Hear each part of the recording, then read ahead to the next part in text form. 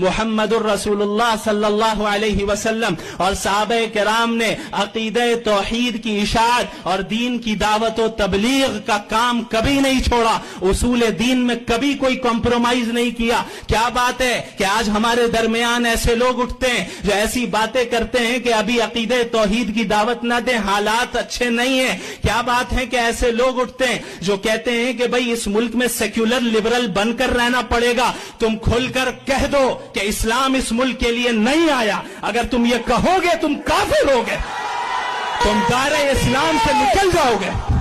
اور اگر تم مانتے ہو کہ یہ دین اسلام ہر زمان و مکان کے لیے، تو کہو کہ اس ملک میں بھی اللہ کا نظام آئے گا۔ یہ ظاہر سی بات ہے کہ جب ہم حق کی دعوت دیں گے تو آزمائشیں آئیں گی۔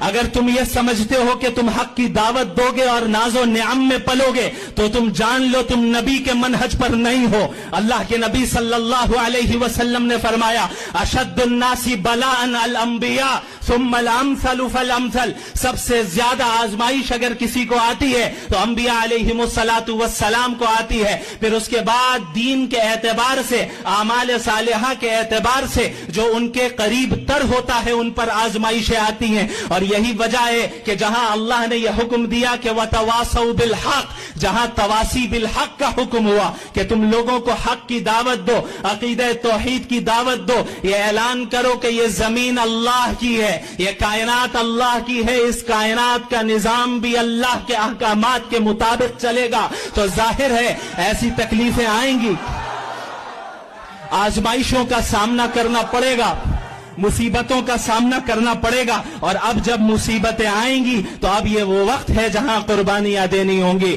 اسی لیے اللہ نے فرمایا وَتَوَاصَوْا بِالصَّبْرِ، اب تواسی بالصبر